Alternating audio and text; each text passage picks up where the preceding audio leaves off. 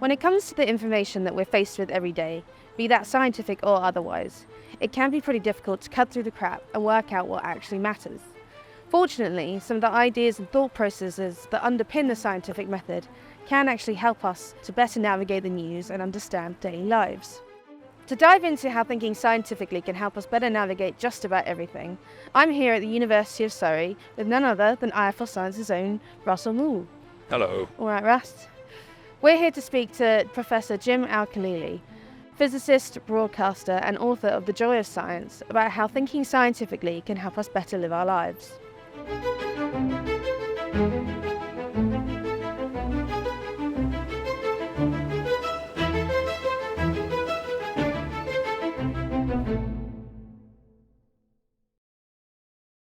So hi Jim, thank you so much for joining us for this chat today. It's Pleasure.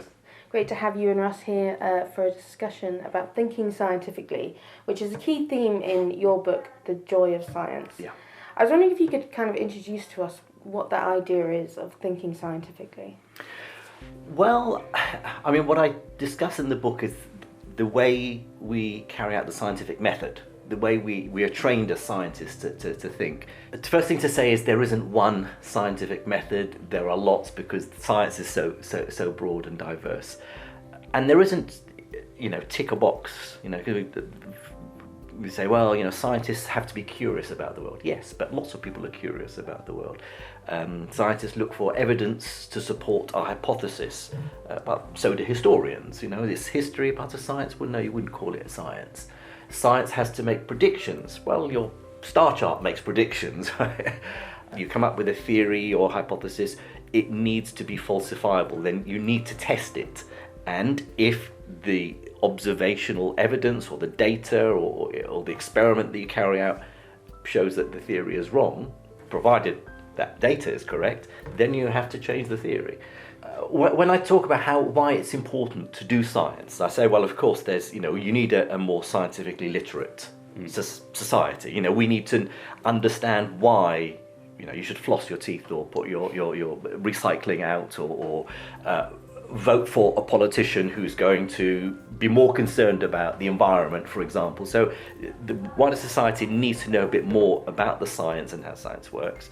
The second reason is that I think it's useful for wider society to appreciate how science works, because there are aspects of the scientific method that I think are useful in everyday life. But then, the third reason is because science gives us a view of our world that is, I'm not religious, but I mean in a non-religious, spiritual way. Mm-hmm. It adds to our appreciation of the world around us.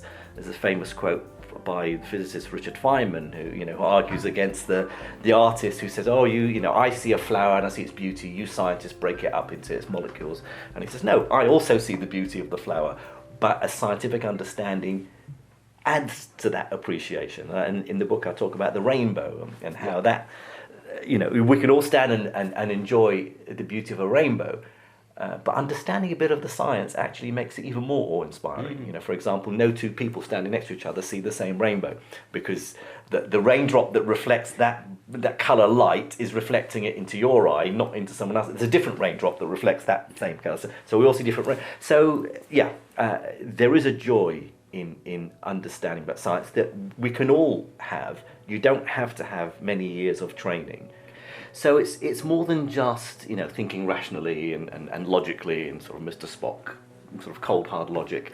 There are ways of doing science, because of course science is a process. It's not just knowledge that we learn as scientists and then we sort of take for granted. But I think there are lots of lessons there that could be exported to everyday life. And Russ, you're a science communicator who also has done science. So did you find that you've picked up some of those lessons and then brought it into the way that you now talk about studies and research? I guess so. It is a different, it's almost like a counterintuitive way of thinking. That actually, when you think about applying a scientific method to everyday thinking, you are being critical of your kind of own thinking in that regard. And so, yes, having studied the subject and kind of worked with it in my everyday life as well, being a kind of awake to almost effectively kind of disproving my own thinking and not being certain. I mean, it can lead you into the other directions where you suddenly find yourself thinking, am I certain of anything at this particular moment? But I think it's a healthier position to be in anyway, because you can then be interested and intrigued to learning more. So yeah, because in life, sometimes as people we can find it hard to change our minds on things. But you both pointed out there that actually it's a really important part of science to say I got it wrong and start from the beginning. It's a strength. It's empowering to be able to admit that you're wrong. You don't hear a politician saying, sorry, I had this particular economic policy that I wanted to implement. I've talked to some people who know more about it than me, and I've now changed my mind. That's seen as a weakness. But in science, that's a strength. Because if no one changed their minds, if you had a theory that you stuck with regardless, we'd never make progress in science, right? We'd still be thinking the way we thought 2,000 years ago. Being able to admit that you're wrong, examining what you believe, and reassessing it in the light of new data, new evidence, is the way we progress in science. Absolutely. And does that school of thought also lean into how these ideas that underpin the scientific method, they can help us to have disagreements and discussions in a more productive way? I'd hope so. I mean, that was partly the motivation for the book.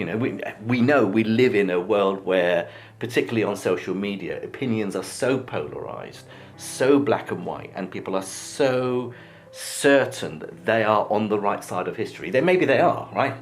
But the other side also thinks the same thing. In science, it isn't black and white. In science, it's always, okay, scientists are people, and we want our theories, our ideas, our experimental data to be correct. But we know that if we're wrong, and we're going to have to move, with it, because otherwise we'd be left behind.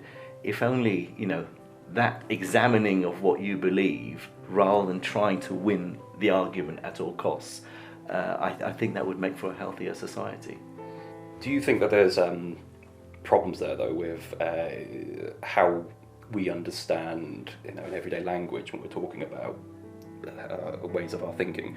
We use the phrase theory in a way that's very different in everyday language to how it would be in a scientific community, and you often hear people who are critical of mainstream science picking up on that point and saying it's just a theory, as well as ideas around uncertainty, that uncertainty is, I think we said just a minute ago, can be seen as a bit of a weakness in some places, whereas actually it's a strength. So is there a kind of a disconnect, do you think, between these two worlds? I think so. I always say, because you talk to a conspiracy theorist, whether it's moon landing denying or climate change denying, or the earth is flat or whatever, or vaccines are bad, and they will say, look, I'm thinking scientifically. I'm examining evidence. I'm looking for looking at the data. I'm being critical. I'm not accepting things. I always say the difference between a conspiracy theory and a scientific theory is this. Ask a conspiracy theorist, what would it take, what evidence or data would it take to persuade you to change your mind, to make you believe you're wrong? And they'd have to admit nothing would, by definition. Whereas a scientific theory, you have to change your mind. It's not, it's not because you're so lovely and wonderful and prepared to accept the other point of view. It's because that's how we do science. If it's wrong, it's wrong. You can't, make the world be other than what it is. And do you think there's a way that we can combat that way of thinking? Yeah, I mean, it is difficult. I'm on social media, but I tend to do less and less these days because I know everything is so incendiary and high passions, and everyone's shouting at everyone else. How do you sort of lower the temperature? I mean, it is difficult. What I talk about in the book is try to examine your own biases. You mentioned that it's an uncomfortable, to be faced with something contrary to what you believe.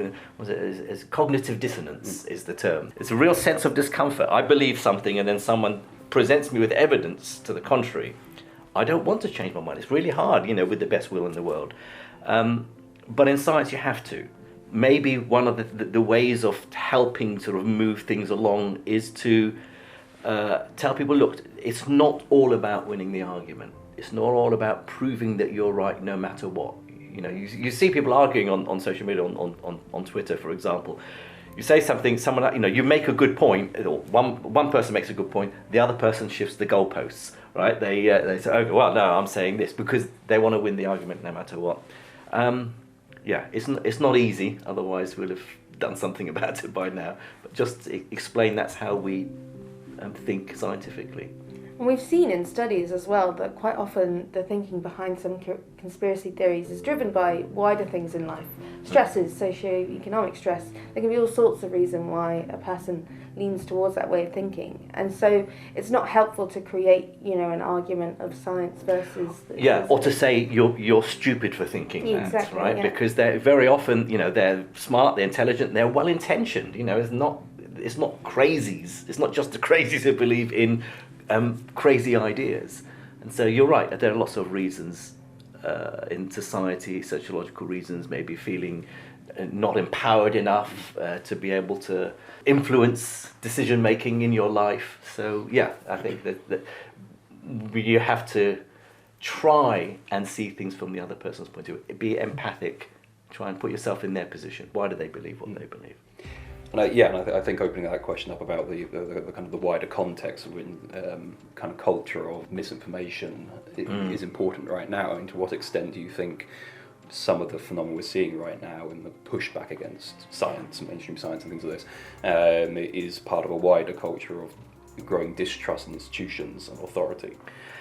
Yeah, I'm not sure, because you look at all the survey after survey, and scientists are among the very top professions that are trusted, alongside doctors and nurses.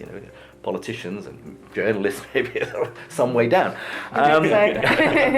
But you're right. There is also this anti-science push. Or they won't say anti-science. They anti the science that you believe in. I've got my own science that I trust. The evidence for not wearing face masks or not getting vaccinated or whatever. Yeah, it's amplified by the internet and social media.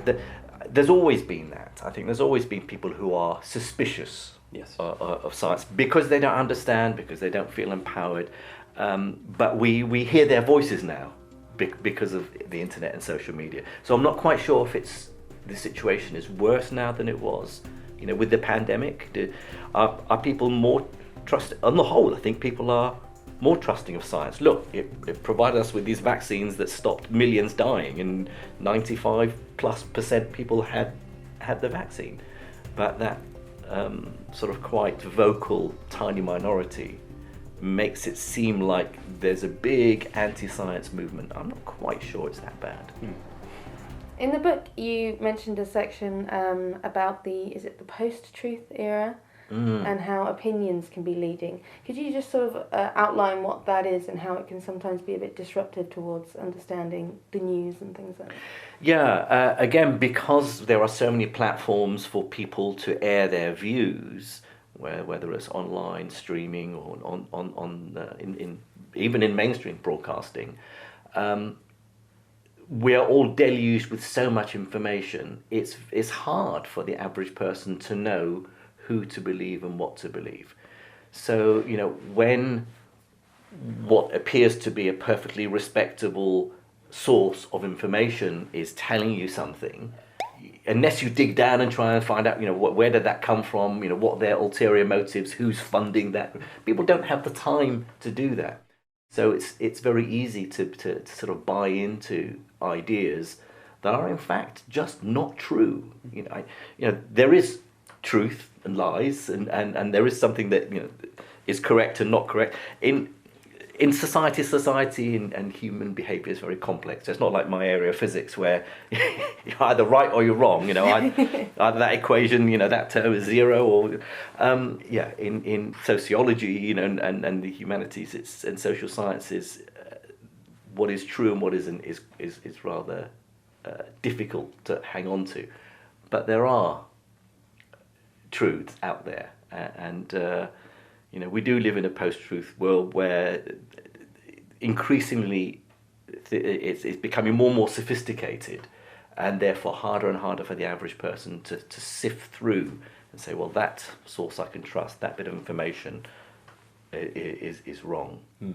I think, Russ, you and I can probably understand that quite well because we live on the internet as part of our job, but we also spend a lot of time going directly to the source. We get press releases from universities and we hear from the journals.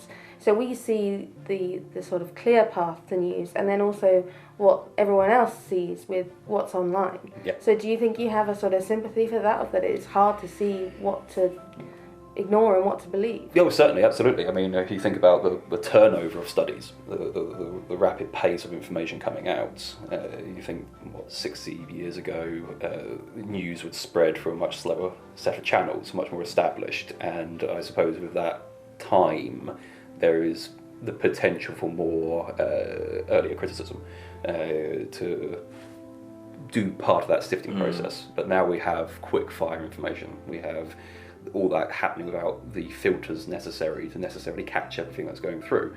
We know full well in journalism that being some of the first to be heard is some of the most important things, which means you might not necessarily have the time to yourself as a journalist to actually sift through the information properly, so things can fall through the gaps quite quickly. That is an issue for everyone involved in these kinds of situations, and even within the sciences yourself. Staying up on top of the latest study. The world of disciplines is spread out so wide now. I'm sure in physics you have to be on top of so many different things, and it's impossible. It's impossible, and therefore even within sort of respectable peer-reviewed research, what is an important result? What is an important piece of scientific discovery, and what isn't? It is hard. I mean, in a sense, because information is so readily available, it's the ultimate in democratization of information. You mentioned 60 years ago, the average person would watch the news on TV or would read a particular newspaper, and so their worldview, their ideological stance will be coloured by whether they read the Daily Mirror or the Daily Telegraph or whatever, and they wouldn't hear the other side of the argument. They wouldn't hear other views. Today we hear all views, so you'd think that will be a good thing, but of course then, as you say, mixed in with that are untruths and misinterpretation, misinformation, absolutely. And so, it's not easy for the average person. And I suppose that's what comes down to your idea. There's a certain humility, isn't there, in having the idea of leading with falsifiability. There's humility to your own ideas and your own thinking. I could be wrong. I could be wrong, exactly. I could be wrong. It's a very, very, and as you said, quite empowering stance as well from a personal perspective, because by being wrong, you're opening yourself up to the possibility of learning new things. Exactly. And changing that position. Whereas if you go with the idea that you've got it right, there's nothing more that can be added to that world, and then it becomes something different. And then the person you may be arguing with or just debating with, if they see that you're prepared to admit that you might be wrong, that might help them shift from their intransigence a bit. Yes. Not that you use that as a tactic to persuade them. You should honestly be saying, look, I could be wrong. I don't have all the information. No one can. Yeah, I mean, I suppose this has become a subject that you've worked on. You've obviously published your book on there. What brought you now to want to have to kind of take on this side of question? The book was born out of the pandemic. That's when I wrote it, and I think it was this sense that while the other books that I had written had been celebrating science and popularizing science, the technical stuff, the history of science, I felt that we don't discuss enough how science works, the scientific method. And we were seeing in the pandemic, on the daily news, scientists standing up and saying this is the latest data, graphs and so on. And so people were exposed to firsthand how science works. What I found interesting was that, in the early days of the pandemic, when for example, the advice was wash your hands and sing happy birthday through twice, and that way you remove any infection, you won't catch COVID. And then a few months later, by the summer of 2020, we knew that the virus was airborne because studies had been carried out. We were learning more about it as we went along, and then the advice became wear masks, social distance, open windows, and so on. And people who maybe don't have a science training or have a mistrust of science in the first place were saying, well, you changed your minds. First you tell us you wash your hands, now you tell us you have to wear masks so you don't have to worry about washing your hands. You know nothing. And they couldn't understand that that's how science works. And sadly, here was scientific knowledge being built up in real time that had a real effect on whether people lived or died. And so, people had a vested interest in scientists getting their act together and getting the right answers. But that is how science works. Do you think that science, how it's perceived in public forums, plays a role in part of this issue? That, if we think about pop culture, we look at how science is represented on TV and things like this. They always have the answers. They're always slick. They're always fully funded. That's another important thing. They've got all this information at their hands, and they're always right. Yeah. Ultimately, whenever it's portrayed like that, do you think that feeds into the public understanding of what science is, and perhaps undermines the reality of that a little bit? Yeah, absolutely. This idea that all scientific knowledge is neatly packaged and we have all the answers, and it leads to this perception that scientists are arrogant, that they know everything, and that the scientists are the ones who are intransigent and not prepared to change their minds. Whereas in fact, it's the other way round. The scientists that I interview on Radio 4 on the Life Scientific, getting across the idea that these are just people. They have their own weaknesses and ambitions, and they feel imposter syndrome, and they can't get the funding and they struggle. They're just people, but they have spent years learning about a particular aspect of how the world works, and that gives them a better view of that than the average person. So that's the other thing I talk about in the book, that you shouldn't value opinion over evidence. There's a reason why we call people experts. There's a reason why I don't fix my boiler. I get the plumber to come in, or fly my plane, or do my own tooth filling, because there are people who have trained for years and built up expertise. And the scientists who talk about what's happening to the Earth's climate, for example, they're not there because they have a vested interest to get money. They live in this world. They have children who they want to make sure the world is a better place for them. So there's no reason why they should try and build up some hoax. Getting across how science and scientists work and how they think, I think, is as important as getting across the science itself. Yeah, I think as a news outlet at IFL Science, that's something we try to do quite often. We have sort of interview series and things like that to show that scientists, they've got some of the best senses of humour I've ever come across. There's, they can be silly, but they can be serious. It's not that sort of cliche of a person that, as you mentioned, is often portrayed. I wanted to go back to what you were mentioning earlier about the sort of diversification of information sources, because while it can muddy the waters, it also can be a great strength, right? Showing different points of view and things like that. And that's another thing that you touch in the Joy of Science. Why is it important that we have more than just one type of voice telling us this stuff? Having the diversity of views. I mean, it's not so important in areas like quantum physics. The equations of quantum physics. It doesn't matter what ethnic background or sexual orientation you are, or whether you are the sort of middle-aged white male. It is what it is. But in so many other areas of science, of course, it really does matter how you view the world, what your background is. And so, having more women in science, particularly areas that I'm interested in, physics and engineering, computer science, where the fraction of females in the field is so low, that's just a no-brainer. That if you're missing out on the pool of half the world's population, then that's just a dumb thing to do, because look at all that potential there.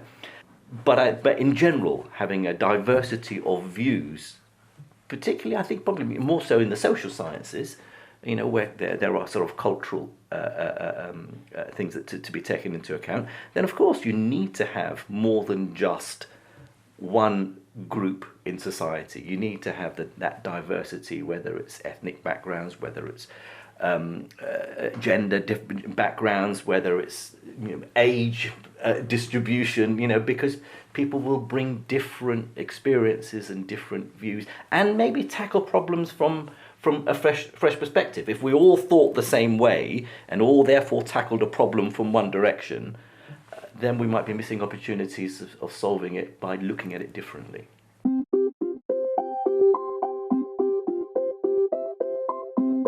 One obvious tip is when I mentioned earlier, we sort of bombarded with information on a daily basis and not knowing what to believe and what not to believe.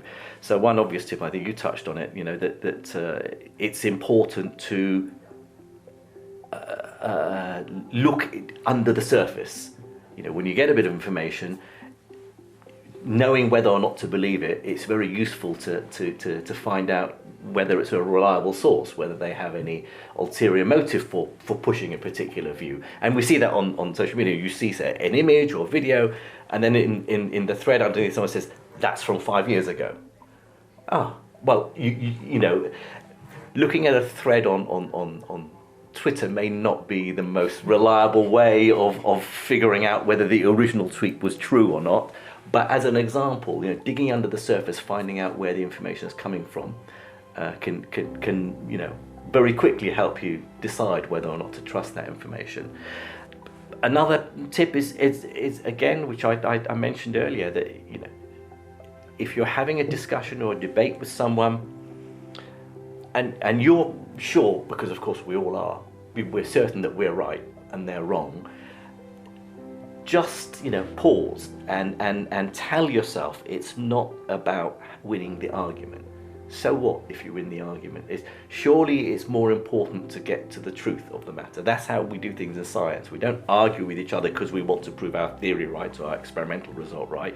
We argue because we want to find out how the world is. And it may be that okay, I have to eat humble pie if my result is wrong and yours is right, but surely it's better to have got humble closer to the delicious. Truth. Humble pie is also delicious with custard. So it's the examining your own biases, empathizing with the other person's point of view. Well, maybe they are right, or maybe they're what if what they're saying is right? Could I have got it wrong all this time?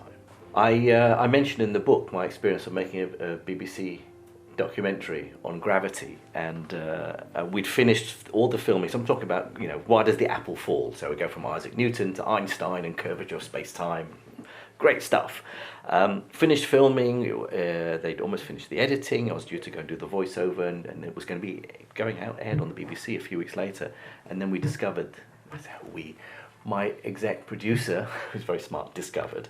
He was on a physics chat forum. I think what you talked about, Jim, about relativity and slowing down of time of clocks and North Pole and the equator isn't quite right.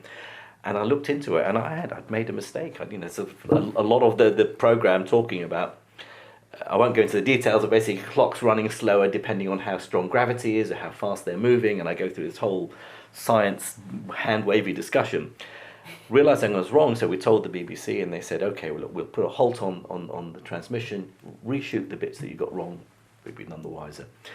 But I insisted this was a great opportunity for me to say, on camera, I got it wrong. And actually, it's not that at all. And this is the reason I got it wrong, because I was thinking such and such, but in fact, it's... And they weren't too happy to begin with. They're, oh, Jim, we're worried about your reputation as a professor of physics, that, to admit mistakes. But that's how we do science. I don't have a problem with it. And then people are saying after, oh, yeah, because I got my own way, and we did it. And I said, unfortunately, at this point, things went a bit pear-shaped because I realised I'd got it wrong. I didn't give credit to my producer. I realised I got it wrong, whereas in fact it was him. And I was getting emails from people saying, oh, you're very brave, Jim, to admit your mistakes. No, it's not. I didn't think I was being, particularly, pat me on the back for being so honest.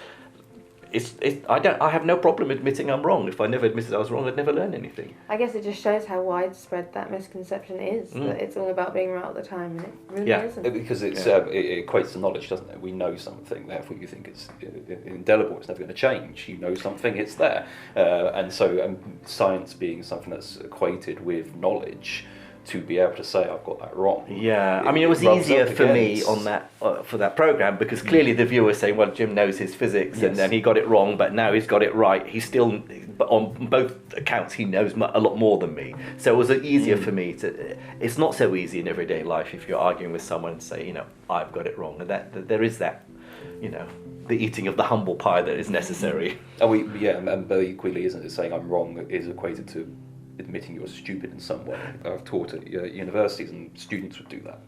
I'd see debates and conversations and things like this, and students would double down on the things because to be wrong wasn't to then be an opportunity to learn the next what was actually correct. It was to have not done something right to be seen as lesser.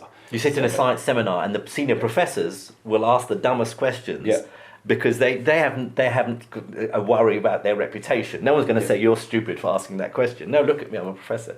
Whereas the students and terrified of getting it wrong because how could you not know that? Appearing smart. And I guess you've got to stop seeing getting it wrong as a dead end Yes. and more like the start to something, which Yeah. could be very helpful in debates, definitely. So, to end on, I would be interested to know, what do you think are some of the key hurdles that can sometimes stop a person from using these ways of thinking in their everyday life?